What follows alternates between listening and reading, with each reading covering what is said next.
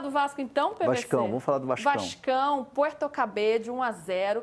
Aliás, como cabeceia bem o Verratti, hein, gente? Não, ele fez 11 gols no ano, 11 gols e um toque só na bola.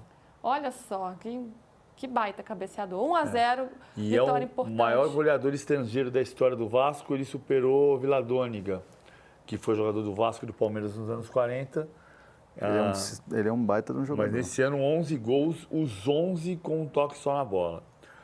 Quanto de cabeça, PVC? De cabeça são 5. 5?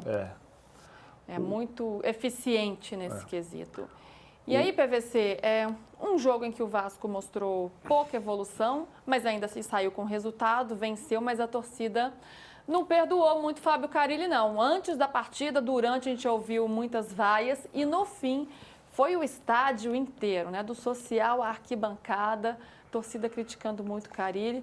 A gente tem a sonora aí do Carille, o Carille falando sobre a partida e também sobre a atuação da torcida, sobre a postura da torcida. Então vamos colocar aí no ar agora. Né? Então eu vejo que quando me xingam ou xingam algum atleta, isso passa para o campo e a gente começa a acelerar e não está ajudando em nada, né? Então, depois do jogo, fala, fica à vontade.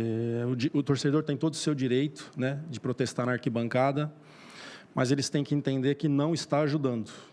Tá? Não está ajudando. Depois do jogo, vem, me xinga, acabou o jogo, mas durante o jogo está passando para dentro do campo e a gente sente um nervosismo desnecessário que, repetindo, não está nos ajudando em nada. Então, o Fábio Carille falando da torcida, e quando o técnico fala da torcida, geralmente não é um bom caminho. PVC, como é que você está vendo e apurando também todo esse cenário lá em São Januário? Hoje foi uma manhã de muitas reuniões de comissão técnica com comissão técnica. Eu tentei checar com diretoria, não consegui ter nenhuma confirmação de diretoria de que caminho iria ser tomado, e me entendo pela apuração que eu tenho, que não vai ser tomado. Posso até cair do cavalo até o final da tarde, mas aparentemente não vai ter troca de comando. O Pedrinho não quer fazer uma troca de comando. O Pedrinho entende que ele assumiu, eu não falei com o Pedrinho hoje, mas assim, o Pedrinho entende que ele assumiu mesmo o Vasco no meio do ano passado e trocou o Álvaro Pacheco, porque o Álvaro Pacheco tinha tomado 6 do Flamengo. Depois ele ficou com o Rafael Paiva até a estabilização da situação do Vasco no campeonato. Quando estava distante da zona de rebaixamento e também distante da zona de classificação para Libertadores, foi que aí ele trocou e deixou o Felipe como interino, contratou o Fábio Carille com a intenção de ter o Fábio Carille no ano inteiro.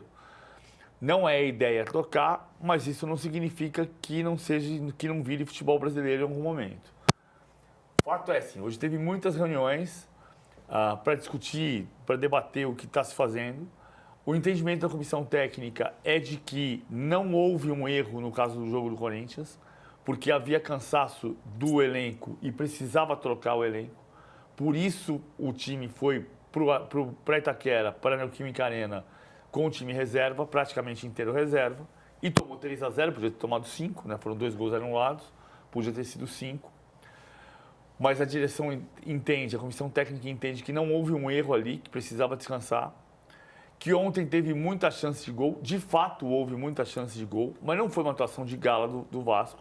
O problema é que o Carille esbarrou numa frase perigosíssima, que é: a torcida não está ajudando. E essa comunicação pode trazer mais problemas, dependendo dos próximos jogos. No entanto, o grupo de jogadores, e isso a diretoria percebe, está muito próximo do Carille. Não é que ninguém ache que o Carille é o Guardiola, não se trata disso. Pepe Carille. Mas não é o Pepe Carille. Mas a comissão técnica lembrou ontem um detalhe que é surpreendente. Em 8 anos de carreira como técnico, sem considerar o período como auxiliar técnico, foi a primeira vez que um time foi para o banco de reservas comemorar um gol com o Carille. Não aconteceu isso no Corinthians, campeão brasileiro de 17, bicampeão paulista de 18, tricampeão paulista de 19, não aconteceu no Santos, campeão da Série B, não aconteceu no Japão, não aconteceu em lugar nenhum. Aconteceu no Vasco, ontem o gol do Verratti, o grupo foi comemorar com o Carille por entender que tem um trabalho que precisa seguir. E isso tem um peso nesse momento. Por outro lado, a comunicação ficou perigosa. Porque quando você diz a torcida não está ajudando, isso volta para você no jogo seguinte. Geralmente quando vai para esse discurso dá ruim. Mas é um pilar muito importante ter o apoio do grupo. A gente até falava sobre isso no caso do Zubeldia no São Paulo também. Quando o Alisson comemora o gol e abraça o Zubeldia, ter o grupo fechado faz toda a diferença. Hernan, como que você está vendo essa situação do Carille? Uma pressão muito grande, a gente vê uma insatisfação enorme por parte da torcida. Mas contar com os jogadores é um pilar que pode sustentar o técnico, porque os jogadores acreditam no trabalho e eles entram em campo. Então, se você tem essa sintonia, essa sinergia, isso pode ser um fator aí preponderante, muito importante para a continuidade do trabalho. O Carille passa por uma situação que ele passou no Santos no ano passado, né? Que o Santos ganhava os jogos na Vila Belmiro e mesmo assim ele era vaiado no final.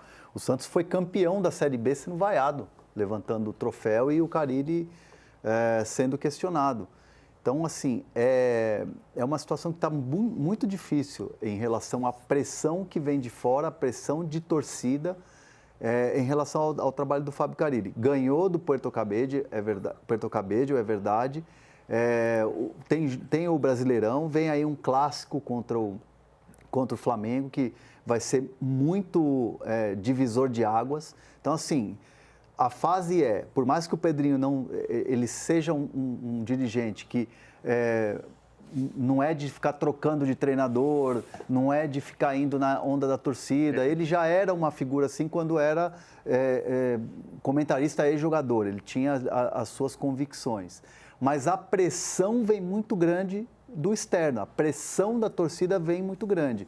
Então, se o Vasco não tiver resultado nos próximos jogos, vai ser difícil aguentar essa pressão em cima do Carille, que já é muito grande. Agora, tem uma coisa, eu acho que tem uma diferença do Carille do Santos para o Carille do Vasco, me parece. Vai chamar? Não, ainda estamos aqui, ainda está rolando aquele protocolo todo por lá ainda. O Carille, explicando o sorteio. O Carille no Santos pagou muito o preço do episódio Corinthians, que foi a discussão de tá com o meu empresário, vamos ver o que vai acontecer. Ele admite esse erro. Admite. E no Vasco, não estou dizendo que o trabalho do Carille no Vasco está maravilhoso, não se trata disso. Mas a pressão do Vasco não é a pressão de 16, 17, 18, 19 jogos do Carille, que é o que ele tem no Vasco. É a pressão de 25 anos. O Vasco carrega em cima de 17 técnicos contratados desde 2020 a pressão de 25 anos.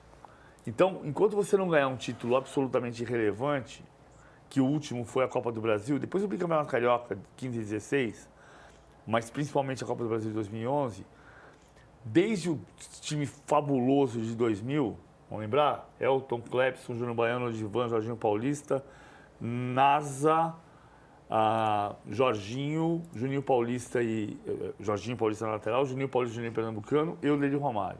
Desde esse time campeão brasileiro de 2000, são 25 anos que a torcida sofre, no ano seguinte sofre e no outro ano sofre.